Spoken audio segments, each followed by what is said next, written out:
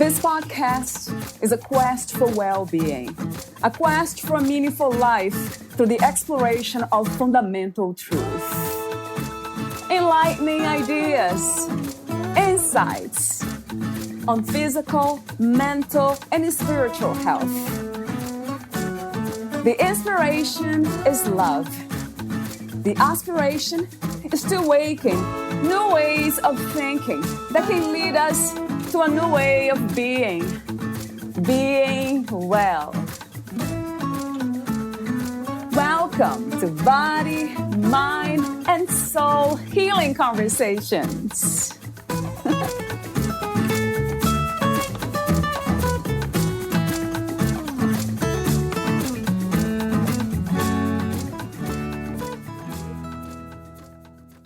Self-esteem is the underlying foundation supporting everything you do, from everyday chores and activities to long-term goals. While everyone occasionally has doubts about themselves, low self-esteem can leave you feeling insecure, lacking motivation, unable to respond to challenges in your life, anxious or depressed, and with negative thoughts and feelings about your body image. In this episode, we will explore ways to improve self-esteem, self-love, and what it takes to feel empowered. Valeria interviews Adelle Follmer. She is a Midwest-turned-Southwest master life coach and crisis intervention specialist who has worked with clients across the globe. Her mission began with a desire to increase accessibility of affordable coaching to combat the lack of support resources that many people face. Throughout her coaching, she came to find that true growth and change happens best with constant support rather than just the typical one meeting per week. Thus, she branched out her services to offer a more sustainable approach, integrating daily texting as a means to encourage healthy habits all day, every day. Adele now offers comprehensive and low-cost coaching plans, consisting of video, audio, text, or a blend of coaching. She prioritizes exploring each client's unique situation and needs to deliver the most individualized and effective coaching style possible. To ensure the best results, all new clients receive a free 30-minute consultation. Adele can be reached personally through her website, contact information, or requested as a one-on-one coach on shelpful.com. Sessions are available via phone, Skype, WhatsApp, Zoom, and more. Additional details regarding session length and prices can be found on her website. Meet Adele at adellecoaching.blogspot.com. Here's the interview with Adelle Follmer.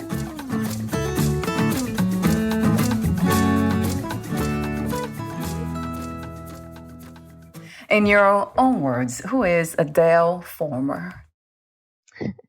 Very interesting.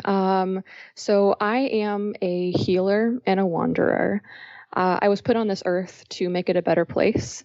And, I haven't quite figured it out yet, but that journey is what's helping me understand and connect with other people. So right now, my journey has led me to life coaching. I have my own small business, and I also work with a company called Shelpful. Both of these things mostly revolve around text-based coaching, which I found to be very effective. It's a very effective method of helping people feel supported every single day.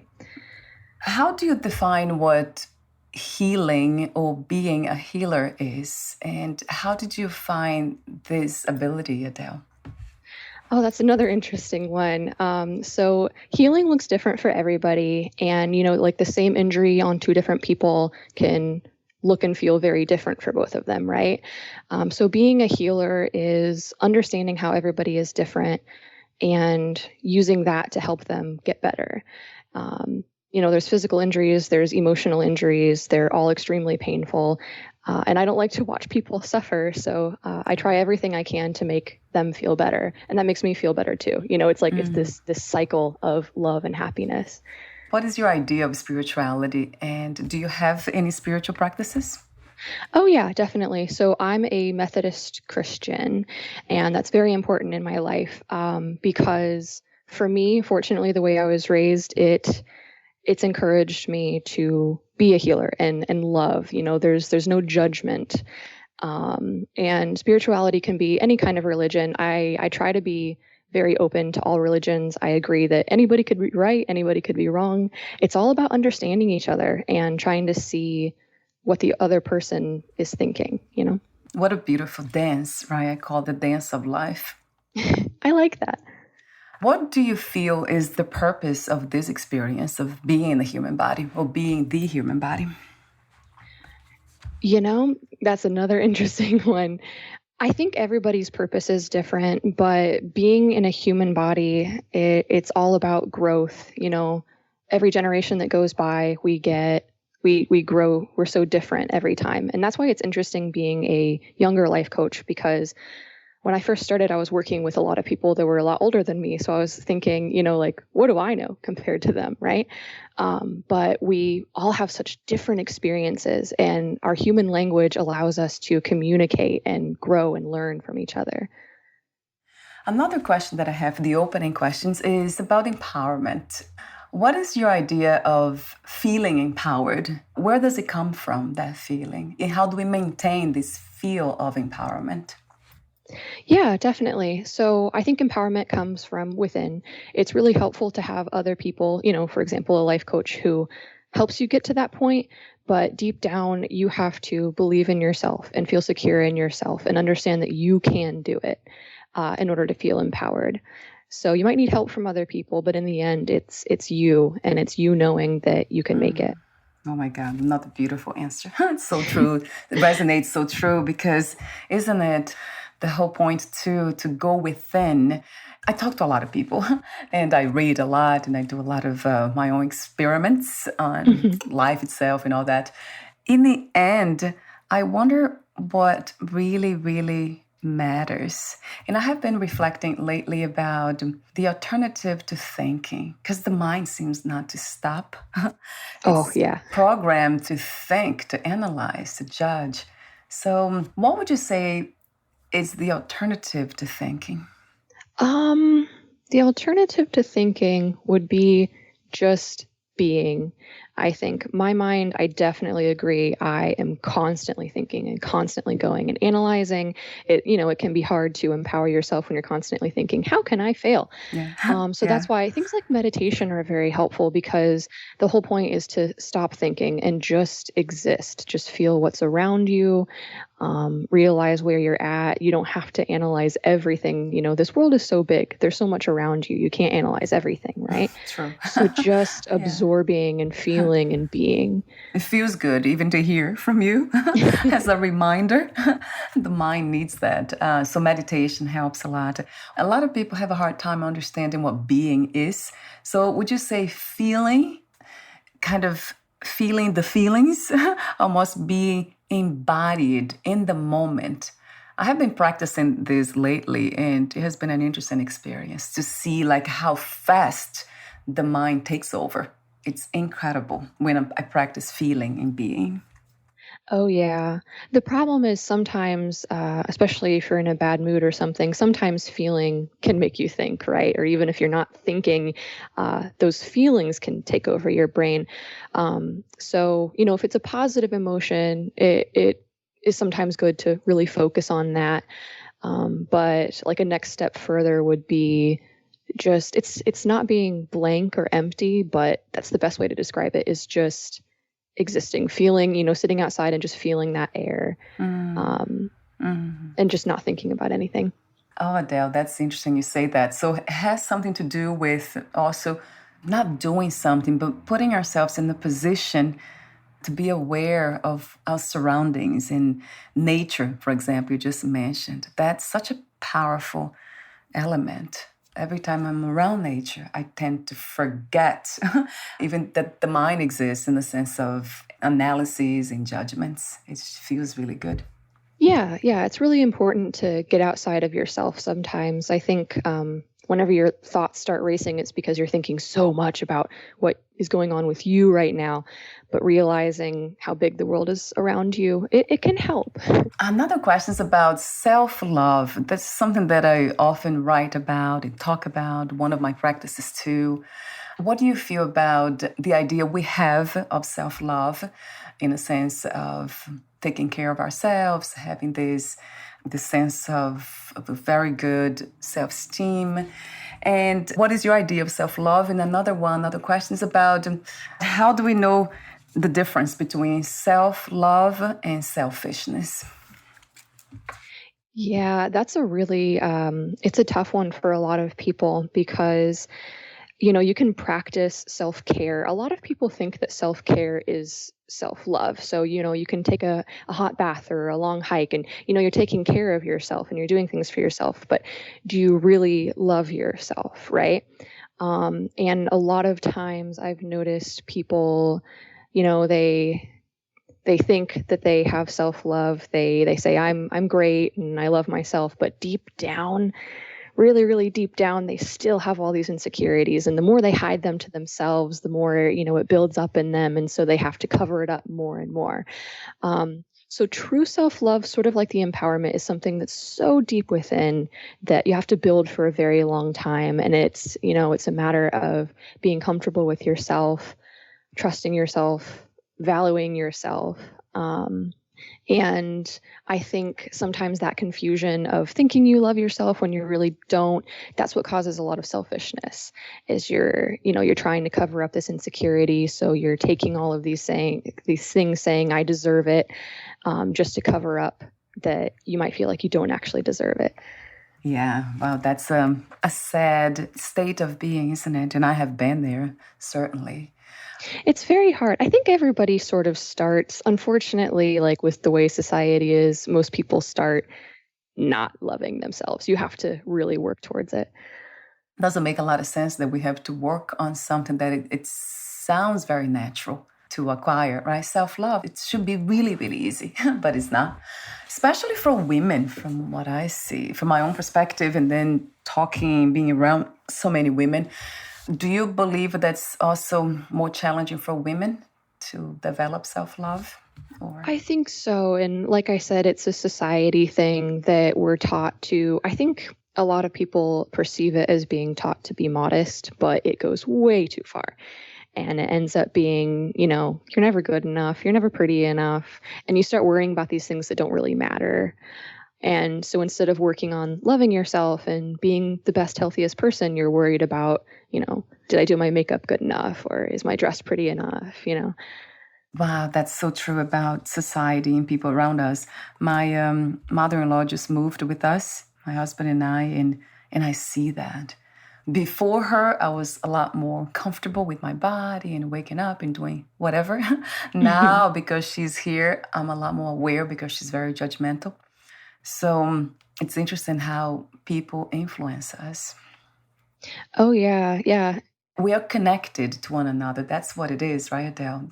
We cannot separate this connectivity we have with our environment and people. And that's why we are easily influenced by them. We're very, very social creatures. So whether we like it or not, you know, we have to fit in. Even if we're, you know, different and unique, we still want acceptance. And I always look for the balance, which people call authenticity, would be that balance. If we can find that truth within ourselves and we are not afraid to express that truth, then it's we are there in that sense. Some people confuse the idea of authenticity with just saying whatever you want to say whenever you feel like saying. Oh, That's yeah. not the idea, right? Right. It's very hard to find a happy medium for a lot of things in life. You know, if you start out with terrible self-esteem, like I said, you usually try to cover it up, but you end up being the opposite side of the spectrum, very self-obsessed, right? Balance is hard. Right. And it's not a destination too, I find. Right. We are constantly trying to find that center, that balance, but within the imbalances of being out of balance. I call it a dance because it feels like it. It really does. Like we're constantly dancing. I like calling it a dance because I like dancing. So it makes me feel a little bit better. Me too. Me too. It feels more graceful, right, Adele? Yeah. So how did you come to these understandings, Adele? I am very lucky that I've had a lot of life experience. I did not do things the normal way, like I left high school early, I went to college early, and then I left the country and I came back. I've met a lot of people. I've always been a traveler, and I've experienced a lot of really horrible things as well. Some of the best things, some of the most horrible things. And I've used all of those things to try to understand the world and other people better. Yeah, I have done some traveling too, and I see how amazing it is to meet people from other societies and then see how different they are and how similar they are. Right? It's Yeah. incredible that connectivity again. We're so connected and that we cannot separate. I just absolutely agree that I love meeting people from, not just other countries, but even sometimes other states. You Yeah. think, wow, this person is so different. I've never experienced this before, but yet they're still human and they still have these fundamental needs and traits. It's really, really beautiful. And I love the piece of helping one another. I noticed when I was traveling by myself, so many people wanted to help. Oh, I'm going to take you this. I want to show you this place. I can help you with what. I mean, they were so warm. It was really beautiful to see. Yeah, it's wonderful, especially going to a different country when they want to show you Yeah. their world, not just, like, oh, let's go hang out at a resort. It's like, no, let's go to the downtown so you can really experience it. Yeah, it is very precious. Yeah, when I think about now, even.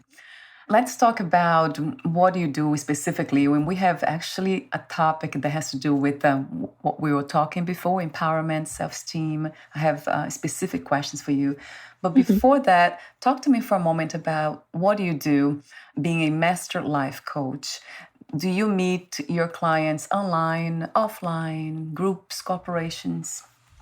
Oh, yeah, definitely. So, when I first started, it was all online, usually a video call. And it was really great. I was able to work with people, on the other side of the globe, right? I love the fact that whenever you're online, you can communicate with anybody. So I worked with a lot of people, usually not in person, especially with COVID and everything. But I sort of have been transitioning over to text-based coaching because I found, it's great meeting. Usually meetings are about once a week for an hour, and that's always wonderful. But I found that, especially if a client needed to take a week off for a vacation or something, that's a long time in between talking. And so that's a long time that they're not getting support. I might check in every now and then, but in general, they didn't have that support every single day. So yeah, lately it's been a lot of texting with clients every day. It caught my attention because I never heard about text-based life coaching. It's very unique. Is that something that you came up with? You invented, Adele?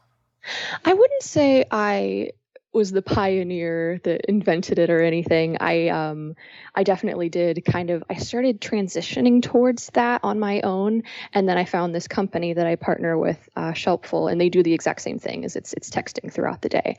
And that really boosted my self-esteem. I was like, oh, okay. So this is a thing that people actually like and they actually use.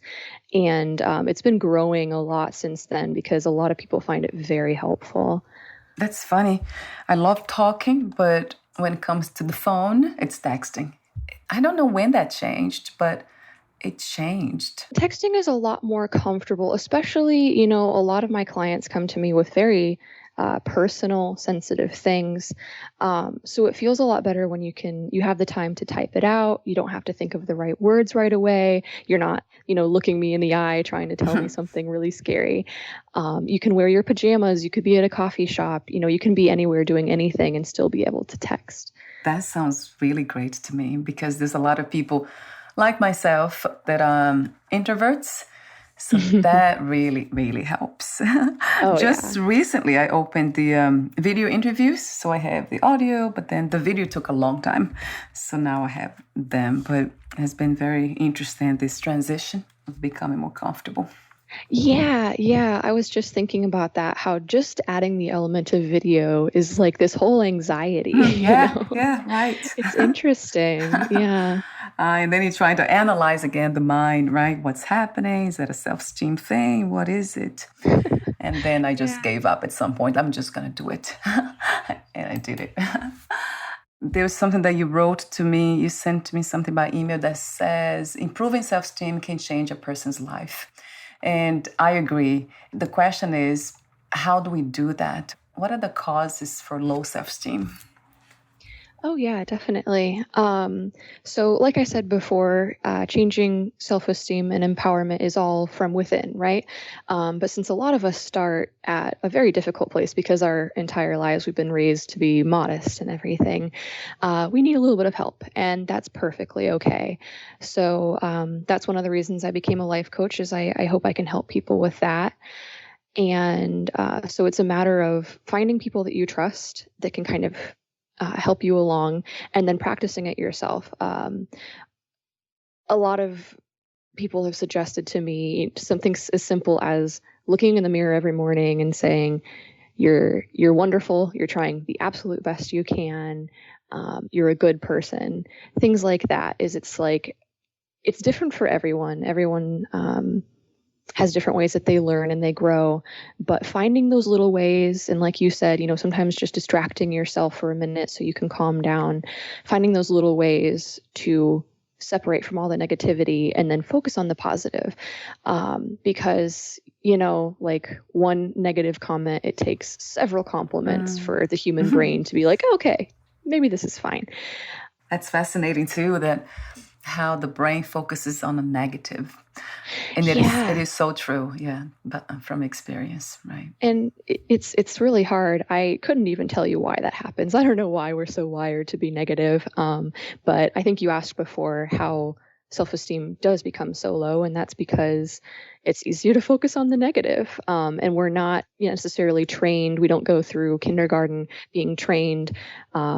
This is how you stay positive, where we have to learn that on our own for some reason. That is so true. Wow. Amazing, right, Adele, that we have this incredible human machine and we don't know how to operate it. We have to learn on our own. We have to learn from experience. And unfortunately, I have learned a lot of the lessons I learned from suffering. And that's a big one too, right, for most of us. Absolutely. It's very frustrating that we have to go through that, but sometimes pain is the best way to learn. Yeah, it doesn't sound good to hear, but it's there's some truth, right? I love the idea that we can learn from others and like people like yourself, coaches. It's extremely helpful to have people like this around us. It's almost like having a best friend. I talk to a lot of coaches, a lot of therapists, and it feels like I have lots of friends because you people are so kind.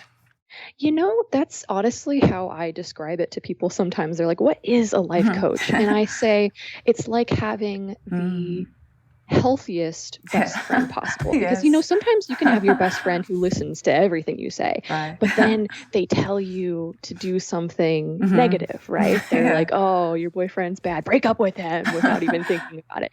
A life coach is trained to be able to help you make the best decisions, right? So very supportive, very healthy best friend. Another question I have about self-esteem is, what are the signs of low self-esteem? Would you say that anxiety, depression are some of these signs? Yeah, it's really interesting because everybody exhibits it differently. Something I've been learning as a life coach is everybody is so wildly different. I can't use the same approach for everybody. So one person with low self-esteem might actually be somebody who gloats all the time. They're very arrogant and very, like argumentative, and they think they're always right, because they're secretly insecure. Some people who have low self-esteem are very depressed. Oftentimes they're isolated. They don't go out and do things they enjoy because they're too afraid. So it's really about being intuitive and being able to recognize this person's personality and how they're going to express their low self-esteem. Another question that came to me about self-esteem was, I'm an introvert, so it's very easy for me to be humble. I don't know if they're connected, but it has been with me. It is my case. So a lot of times I can hear, I might be around people, and then I might know some things more than they do, but I will not say it because I don't want to put them down, or I just let them just be themselves and express themselves. And some people might believe that I have a low self-esteem for not expressing myself when I should have. So, yeah, I would love to hear from you. What is your view on this, Adele?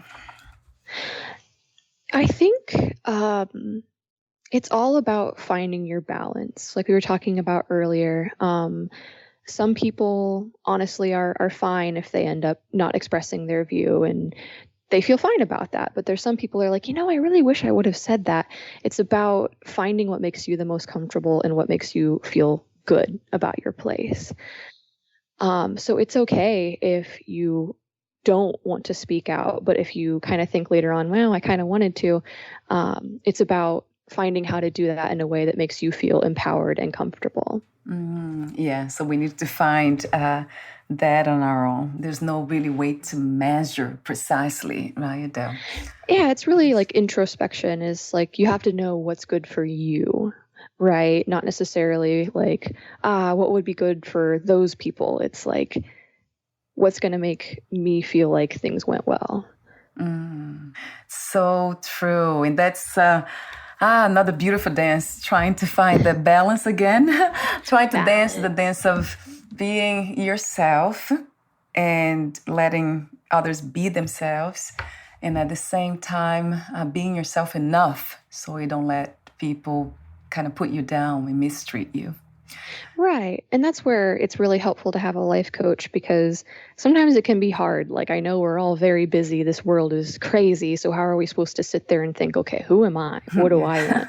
Yeah. So sometimes it helps to have that super supportive best friend to help you talk through it.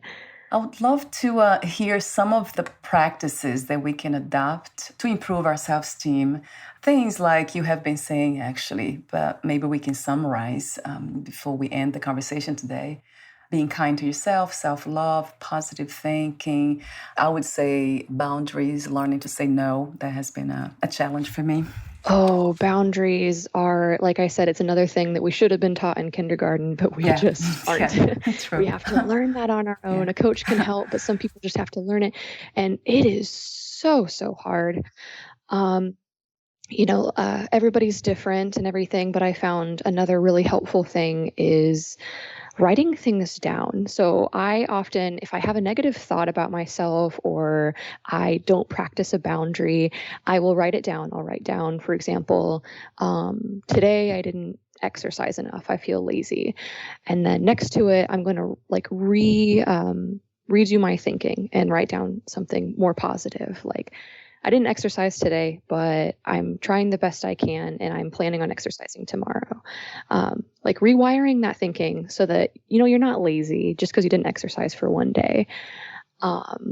Just kind of rethinking everything. We're very wired to just think negative and spiral and keep on going like that. Yeah. So resetting that thinking is very important.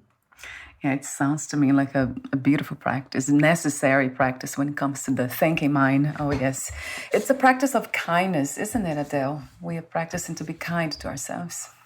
And, something that I find helps a lot of people is, it's harder to be nice to yourself versus somebody else for some reason. So sometimes I talk to myself as if I'm a separate person. I'm a life coach. I life coach myself. Yeah, that sounds really good. Helps. Like I said, sometimes you look in the mirror and pretend that you're your best friend. Would you say to your best friend, like, wow, you're lazy and useless? No, probably not. You'd say, just keep on trying. I have your back. Talking to yourself as if you're your best friend or your own life coach can make a huge difference. What came to me is about belonging. It seems like we do that. We are kind to others, or kinder to others, because we want to belong. It's almost like a fear-based thing. It's sad that we don't feel like we belong to ourselves a lot of times. Yeah. And, it can be very lonely. Sometimes, even if you're sitting in a room full of people, you're still lonely. Yeah, that doesn't sound so good, but it does help because it's not easy to be understood and to find people that can understand us or at least listen. And that's why Mhm. I love what you do. Thank you, Adele, for being that person, that healthy friend that we can I'm express very ourselves. grateful. Yeah, I'm grateful to be that person for some people. Yeah, that's truly, truly beautiful. Thank you again. What do you love most about being in the human body? Oh, I love the spectrum of emotions that we can have. I love the experience of, even the absolute worst feelings in the world, you have to have them because then when you have the best feeling in the world, it feels so much better, right? I love that we can feel and we can connect and we can express those feelings to other humans. And, you know, sometimes we don't even know why we're here, but it doesn't even really matter. Like, we're here to experience and to grow, and it feels good. Wow, that's a deep answer to that question. Wow, yeah, I love that. You can tell I think a lot. My brain is constantly running with these things. Well, I love the way you think. Ew. That's a different kind of thinking to me. It comes from the heart. Or some say it comes from the soul, it comes from deep knowing, inner wisdom. So that's what I hear. At this time, what do you feel is the world's greatest need? Oh, that's a very good question. The world's greatest need would be understanding, I think. Understanding that we're all different, understanding each other, being able to connect with each other instead of being all stuck in our own worlds. Wow, yeah, another beautiful answer and very deep. Yes, yeah, understanding. Wow. I love your wisdom. It comes from that place. I can feel it too. It's not just the words. So I really appreciate that. I have to use the word appreciation because it's close to my heart. And my last question is, what 3 experiences you wish everyone to have before they lose the body, before they die? Ooh, let's see. I think number one, I want everybody to experience being content. For me, being content, it's kind of difficult being content versus being happy. Happiness is a very weird concept for a lot of people, but being content is thinking, I am doing or I have done what I want or wanted to. I feel good about where I am, not having regrets and everything. You don't have to become famous or travel the world to be content. You just need to fulfill what you desire, right? I wish everybody could feel that. And another one would be feeling loved and accepted. Everybody deserves that. And love is not necessarily just having a great partner or something. Love can be, I love my best friends. I love people I work with. Feeling that human connection is so important, and everybody deserves it. And let's see, number 3. I wish that everybody could experience something really exciting. There's the contentment. It's important to, like, even if you don't travel the world, but it's important to be content. But also, I think everybody deserves to have that one moment in their life when their heart really sings, and they just feel like this is living. This is why I'm alive. I love, love, love the way you think, the way you see life. It's refreshing, it's beautiful, it's open, it's helpful. Thank you so much, Adele, for being you. Thank you, Valeria, for being you. I really appreciate you and everything you do. Thank you. And before we say goodbye, I need to ask you a technical question. Where can we find more information about you, your services, products, and future projects? Yeah, definitely. So I have my website which is adellecoaching.blogspot.com. I can also be requested on shelpful.com, which is like a platform for text-based coaching. They have a little onboarding process, and if you request Adele, I can be on there. My phone is 217-318-1716, which I can do texting. I also do WhatsApp and Zoom and Skype and everything. And I can give you my email. Yeah. Okay. So my email is Fulmer AC, which is F as in Frank, OLL, M as in Mary, ER, AC @gmail.com. And I do a lot of communication through there as well. Wonderful. I'll have the information on your podcast profile too, Adele. Okay, perfect. Yeah, that'd be wonderful. Thank you so much again, and we'll talk soon. Yes, thank you. I appreciate you. Bye for now. Me too. Bye-bye.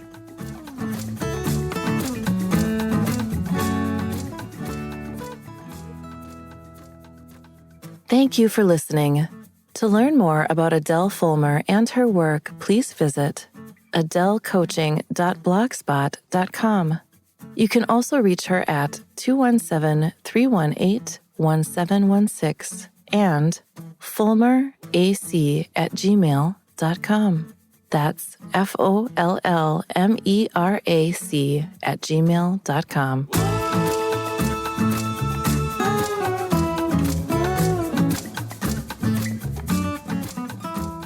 To learn more about this podcast, please visit fitforjoy.org/podcast. Thank you again for listening, and bye for now.